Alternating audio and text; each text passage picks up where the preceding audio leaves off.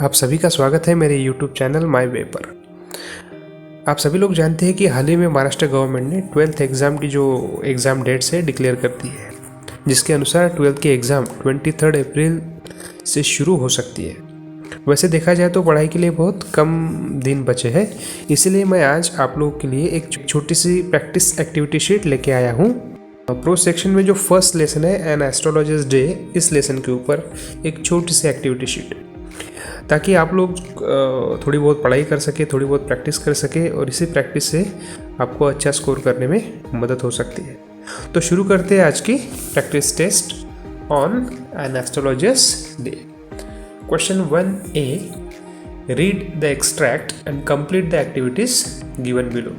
तो इस activity sheet में टोटल 6 सवाल मैंने ऐड किए हैं, जिसको हर एक क्वेश्चन को, हर एक एक्टिविटी को 2 मार्क्स है, टोटल 12 मार्क्स। तो जो एक्सट्रैक्ट जो है आपका, आप देख सकते हैं आपके टेक्स्ट बुक में पेज नंबर 2 से लेके 3 तक का कुछ पोर्शन इसमें कवर किया है। शुरुआत का जो है, punctually at mid day he open his bag and spread out his professional equipment. वहाँ से लेके पेज नंबर 2 पे मैं जो लाइन पढ़ूंगा वहाँ तक। The astrologer transacted his business by the light of a flare which crackled and smoked up above the groundnut heap nearby। तो यहाँ तक आपको ये अच्छे से पढ़ना है, ये पैराग्राफ है एक्सट्रैक्ट, और आने वाले जो क्वेश्चन हैं उसके आंसर लिखने हैं आप लोगों को। Question number 1A1, that is global understanding. Read the following sentences and find out true and false sentences. Correct the false sentences. मतलब आगे जो 4 सेंटेंसेस आएंगे उसमें आपको सबसे पहले ट्रू और फॉल्स जो है वो पहचानने हैं, और जो फॉल्स सेंटेंसेस है वो आपको करेक्ट करके फिर से लिखने हैं। तो आप ऐसे सवाल बहुत ध्यान से पढ़िएगा कि आपको करना क्या है एग्जैक्टली किसी भी क्वेश्चन में। तो बहुत सारे बच्चे जो है आंसर लिखते वक्त सिर्फ ट्रू एंड फॉल्स लिख देते और आंसर छोड़ देते, तो उस केस में हो सकता है कि आपको थोड़े मार्क्स आपके डिडक्ट हो। तो आपको सिर्फ ट्रू एंड फॉल्स नहीं लिखना है, यहाँ पे जो फॉल्स सेंटेंसेस है उनको करेक्ट भी करना है। Yes, A, the astrologers professional equipment consisted of a dozen cowrie shells, a square piece of cloth with obscure mystic charts on it, a notebook, and a bundle of Palmyra writing.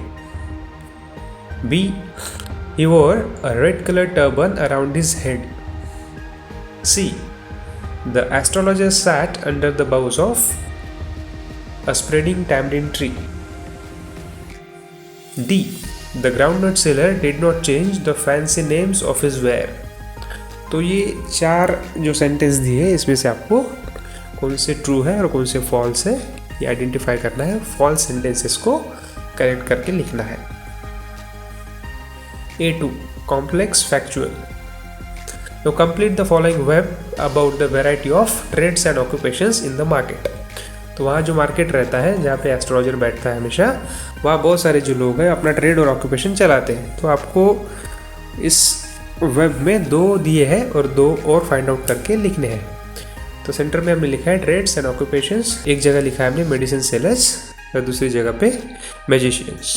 तो और 2 professions या फिर trades और occupations के नाम आपको identify करने हैं और वो 2 स्क्वायर्स में लिखने हैं। चलिए आगे बढ़ते हैं। A3, inference interpretation analysis. मतलब ये क्वेश्चन जो है ये या तो इन्फरेंस, इंटरप्रिटेशन और एनालिसिस के ऊपर बेस्ड है। The question is, the market place was a remarkable place in many ways, give reasons. तो वो जो मार्केट प्लेस था जहाँ पे एस्ट्रोलॉजर हमेशा बैठा करता था, वो एक अलग खास जगह थी, वो रिमार्केबल प्लेस थी, वो एक निराली जगह थी अपने आप में। तो उसके रीजंस देने हैं आपको कि वो जगह अपने आप में खास क्यों थी, निराली क्यों थी, स्पेशल क्यों थी। तो 2 रीजंस देने हैं, वो 2 आंसर्स आपको लिखने हैं यहाँ पे। A4, personal response. तो याद रखिएगा हमेशा पर्सनल रिस्पॉन्स में हमें अपने खुद का व्यू देना पड़ता है जो भी सवाल हमें पूछा जाए। मतलब इस सवाल का जवाब आपको एक्सट्रैक्ट में या फिर पैराग्राफ में नहीं मिलता है, वो आपको अपने शब्दों में लिखने पड़ते हैं। तो जनरली इस क्वेश्चन का आंसर लिखने में बच्चों को थोड़ी दिक्कत जाती है, लेकिन अगर आप थोड़ा ट्राई करेंगे और छोटे छोटे सेंटेंसेस अगर लिखने की कोशिश करेंगे तो पर्सनल रिस्पॉन्स लिखना बहुत आसान बात है। और अगर आप 2-3 ग्रामेटिकली करेक्ट सेंटेंस अगर लिखेंगे तो आपको 2 में से 2 मिलेंगे इसमें। So the question is, astrology is just money making business, give your opinion. तो आपको बताना है, आपके व्यू देने हैं कि एस्ट्रोलॉजी जो है एक जस्ट क्या है कि सिर्फ पैसे कमाने का एक ज़रिया है। तो आपको इसके ऊपर आपके खुद के व्यू देने हैं। अगर आपको लगता है एस तो क्यों, और आपको लगता है कि नहीं नो तो फिर क्यों। तो जो भी आपके मन में ख्याल है astrology is just a money making business और not, you can explain your view, you can give your opinion. Next, A5 language study. इसमें 2 सेंटेंसेस है ग्रामर बेस्ड, जिसके आंसर्स आपको लिखने हैं। A, this colour scheme never failed, rewrite as an affirmative sentence. तो ये affirmative negative sentences आपने पढ़े होंगे, इसके पहले भी प्रैक्टिस की होगी। तो इस सेंटेंस को आपको अफर्मेटिव सेंटेंस बनाना है। B, he sat under the boughs of spreading tamarind tree, identify the tense of this sentence. इस सेंटेंस में कौन सा टेंस यूज किया है वो आपको आइडेंटिफाई करना है और लिखना है। Next, A6 vocabulary, match the words in column A with their meanings in column B। तो यहाँ पे 2 कॉलम दिए A और B। A में कुछ वर्ड्स है और B में उसके मीनिंग दिए हुए हैं। तो आपको हर एक वर्ड का मीनिंग, एप्रोप्रिएट मीनिंग जो है उसके साथ अच्छे से वो आइडेंटिफाई करके लिखने हैं। First of all I will read out column A and then column B. Column A first, obscure. Second, resplendent. 3, equipment. 4, din.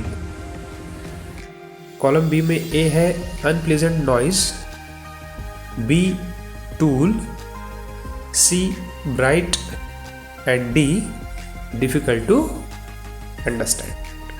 तो इस तरीके से आपको ये सारे वर्ड्स जो है इस एक्सट्रैक्ट में अच्छे से पढ़ के उसके मीनिंग आपको आइडेंटिफाई करने हैं। और ये तो सिर्फ 4 वर्ड्स हमने यहाँ लिए हैं, और भी बहुत सारे वर्ड्स हैं, जैसे ऑब्सक्योर है, मिस्टिक है, रिस्प्लेंडेंट तो हमने किया है, फिर एनहांस्ड है, वोसिफोरसनेस है, बहुत सारे वर्ड्स हैं ऐसे जिसके मीनिंग्स आपको पूछ सकते हैं। तो रीडिंग बहुत इंपॉर्टेंट है। अगर आप अच्छे से रीड करेंगे और मीनिंग थोड़ा सा लिख लेंगे तो ये सवाल का जवाब लिखना, इन सारे सवालों के जवाब लिखना बहुत आसान है। रीडिंग बहुत इंपॉर्टेंट है। तो इस तरीके से यहाँ पे जो 6 क्वेश्चंस हैं वो समाप्त होते हैं। I wish you all the best for the test and thank you very much. अगर आपको ये टेस्ट अच्छी लगी हो तो मुझे ज़रूर बताइएगा, ताकि ऐसी छोटी मोटी टेस्ट में पोएम्स और सारे जो लेसन्स हैं उसके ऊपर बनाऊँ और आप घर पे अच्छे से प्रैक्टिस कर सकें। Thank you very much.